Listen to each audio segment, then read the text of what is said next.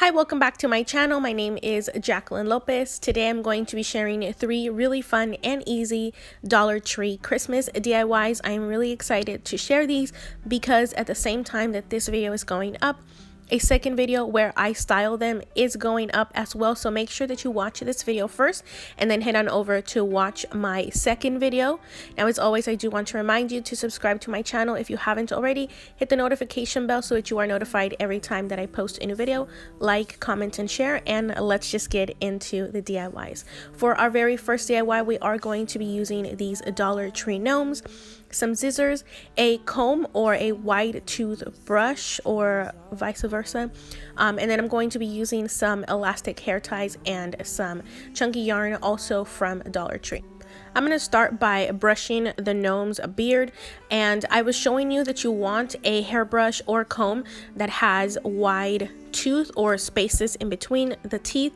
You can also do it by hand. Basically, all we're trying to do is expose the fabric behind it. So I'm going to take these scissors, if you were using a comb, just use that, to kind of make a part in the middle of its beard and then gently brush it over to the sides. This is sped up, so it looks like if I'm brushing really fast, but I'm actually doing it very slowly. All we want to do is make sure that you separate the hair so that you can see the fabric behind it. If you cut straight up, you're going to end up cutting through the like fur of it. So he's going to end up having a shorter mustache or beard because you're going to be cutting hair. Make sure that you lift up the nose and cut all the way up to the top, because this boy gnome is going to be becoming a girl gnome, and I don't want her now hair to be under her nose.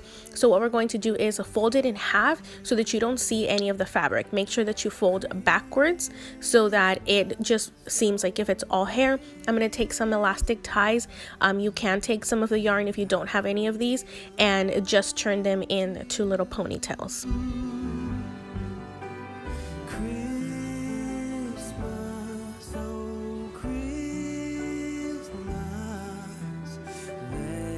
At this point, I'm just going to add some embellishment. So I'm going to take some of this darker yarn and make it seem like if she had a really nice hair tie.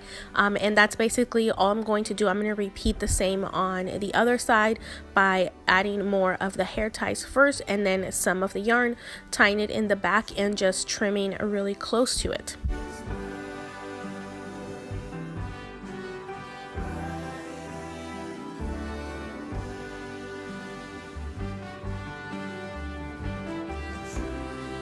And I'm just going to finish off the bottoms by tying a little bow on both of them, and then all I'm doing is trimming the excess so that it matches the length of her now hair. And you can trim the hair if you want to as well. I left mine as is. And now I'm going to work on the hat. I'm going to make a quick little tassel out of the same color that I made her hair ties. Now, because her hat is a little squished down, I am just going to add some glue so that there is some intention to the way her hat is. And then I'm just going to attach the tassel. You can just tie it on and let it hang like that. I thought that looked cute, but I decided to glue mine. So I trimmed off the top, added a lot of glue, and held it in place until it dried, and then I went ahead and added a little bit more glue to the bottom of the hat just so that it stayed the way that I wanted it. And this is our completed first gnome. Since I have several of the same gnome, I'm going to be giving them different makeovers.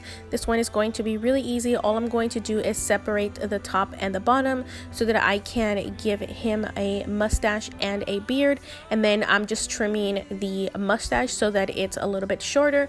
Just make sure that you take out from the back so that it's a very distinct mustache and beard. And this one has a little bit of a crooked hat as well, so I'm just going to add a little bit of glue so that I can hold his hat in place.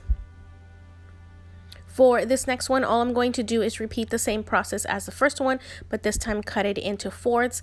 And then instead of a braid, because I didn't think I would have enough hair for a braid, I went ahead and just did some twists. You can most definitely try and cut it into 6 parts and do an actual braid, because these did end up unraveling a little bit. And again, all I'm going to do is just tie with the hair tie and then add a little bit of the yarn at the bottom. I'm going to repeat the same to the next side, and then I am going to add just a little bit of glue here to the bottom so that I can keep them from unraveling and so that they stay in place. Now her hat is pretty straight up, so I'm going to just leave it as is.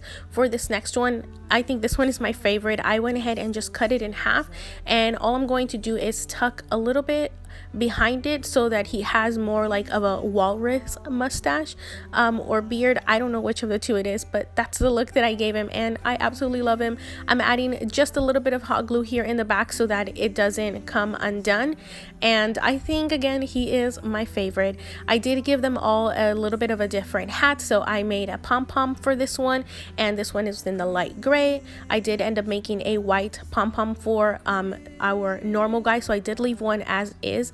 All I did was tie it in the back. Our walrus mustache one, I just left it as is, and I did add a tassel to our girl with some thicker ponytails, and of course you did already see this one. This was the first one that I did. And then for our next girl, which is the one with a twist, I did a mixed tassel here up top with two different colors. I hear sleigh bells ringing in the air. There are Christmas decorations all around. For our second DIY, we are going to be needing some floral wire. You can use the Dollar Tree kind. This is just what I had on hand.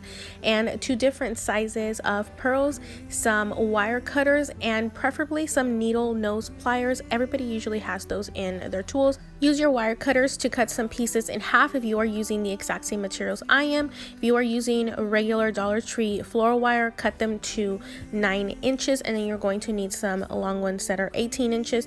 And all I'm going to do is take my needle nose pliers and just twist off the tops, and this is just so that it closes it off. You do not need to use jewelry pliers. Any needle nose pliers will do the same thing. So I'm going to do it to all the small ones that I have here. I cut more than I needed, so I'm just doing them all at the same time, and of course you're going to need to do it to the larger one as well. Now for the pattern I'm making, I'm going to be using 7 of these larger beads, and then I'm going to use several of the smaller ones. You can do any pattern that you want. This is just what I ended up liking. I'm going to need 2 of the short ones, 1 of the long ones, and I'm going to fill them all up exactly the same. I'm going to do a large bead, so that's going to be our top. And then I'm going to do, I believe, 8 of the smaller ones, and then I'm going to do another large one, another 8 smaller ones, and I'm going to do that to my second piece, and then I'm going to do the same to my larger piece. So each one of them is going to have a large pearl, 8 small pearls, another large pearl, 8, and then that's what we're going to do to all 3 of them.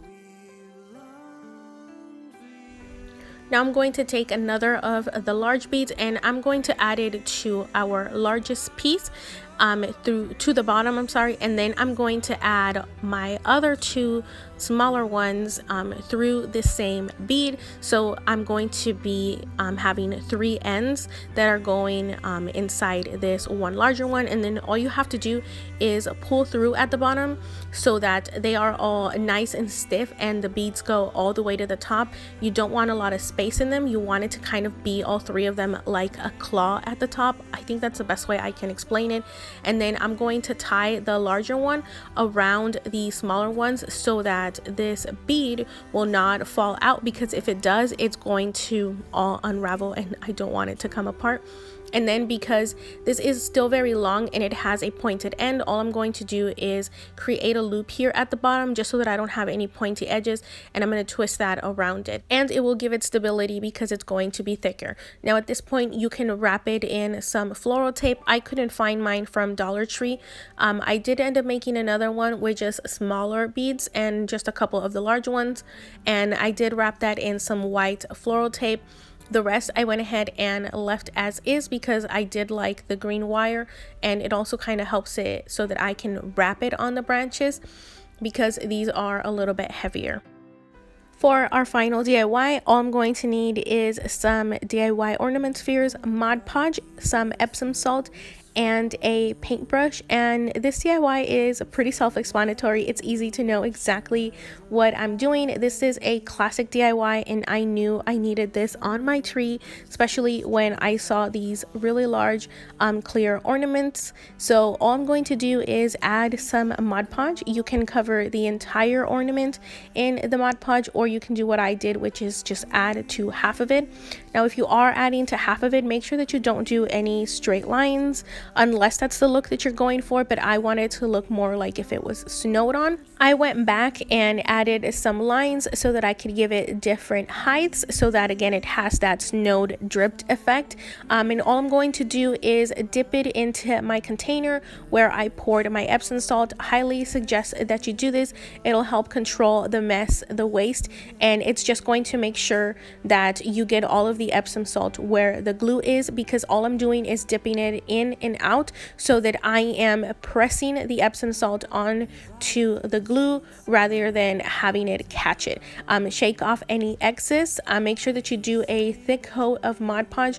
Any areas where you do light coats, it's not going to stick as well. Make sure that you do let this dry overnight. And that's it for that DIY. I hope that you enjoyed all of them.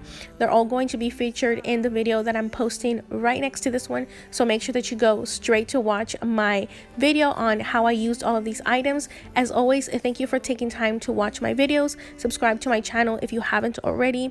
Leave me a comment which one was your favorite DIY that I shared today, and have a very good rest of your day. Bye bye.